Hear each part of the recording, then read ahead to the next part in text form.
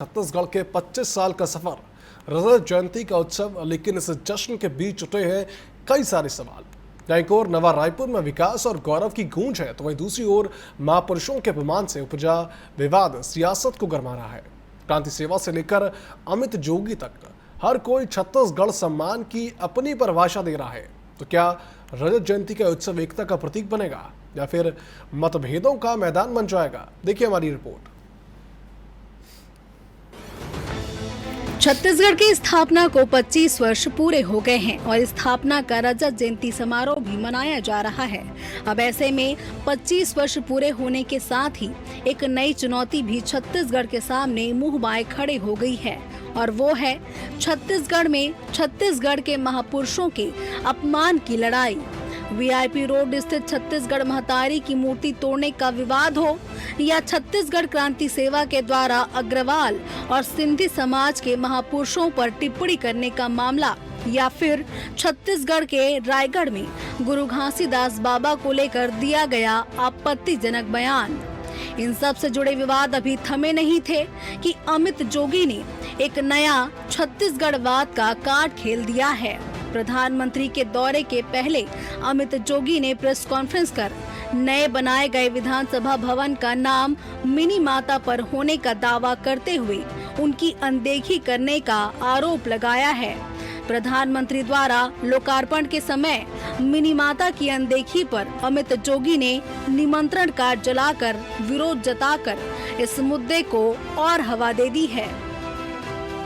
स्वर्गीय मिनी माता के सम्मान और विरासत को अमर करने के लिए राज्य की पहली विधानसभा भवन का नाम मिनी माता विधानसभा भवन रखा था। यह सही एक इमारत का नाम नहीं था, यह नारी सशक्तिकरण, दलित सशक्तिकरण और हमारे छत्तीसगढ़ की अस्मिता का प्रतीक है। सवाल ये उठता है कि क्या यह एक सुनियोजित षड्यंत्र है या फिर एक गंभीर चूक है। सच्चाई यह है कि यह निमंत्रण पत्र स्वयं छत्तीसगढ़ की जनता का, हमारी संस्कृति, हमारे संस्कारों का, हमारे इतिहास का और हमारे संवैधानिक मूल्यों का सीधा अपमान है। इधर अमित जोगी अपना अलग राग अलाप रहे हैं, तो वहीं दूसरी ओर क्रांति सेवा का अपना अलग मुद्दा लेकर मैदान में कूद चुकी है। छत्तीसगढ़ महतारी के अपमान के नाम पर क्रांति सेना ने राजधानी बंद की असफल कोशिश की। अब ऐसे में गरमाई राजनीति के बीच कांग्रेस हालांकि कोई एक पक्ष के साथ तो नहीं दिख रही, लेकिन छत्तीसगढ़ की संस्कृति बचाना और छत्तीसगढ़ सम्मान के मुद्दे पर वे सरकार को घेरते हुए नजर आ रही है।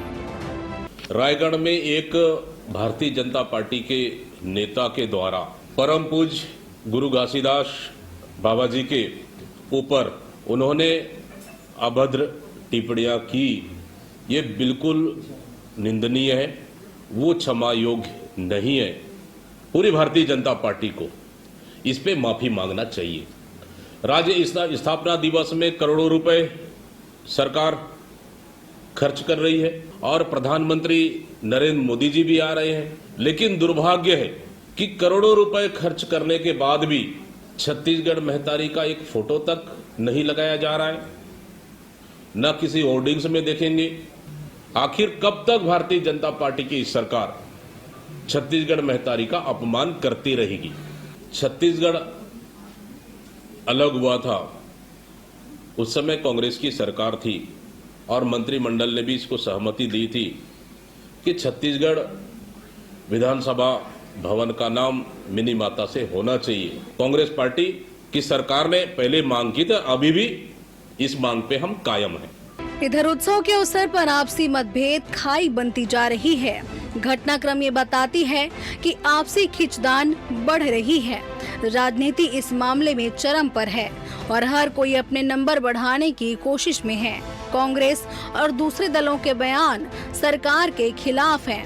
अब ऐसे में सरकार सौहार्दपूर्ण वातावरण और छत्तीसगढ़ में शांति राज स्थापना का दावा कर आरोपों को खारिज कर रही है। अब ये उनका व्यक्तिगत विचार हो सकता है। अब ये उनका व्यक्तिगत विचार हो सकता है कि मूर्ति को तोड़ा गया। देखिए, जहाँ कहीं पर भी मोदी के दौरे से पहले कोई नियोजित षड्यंत्र के तहत इस तरह की, देखिए, शासन प्रशासन इन बातों के लिए पूरी तरह से सजग है।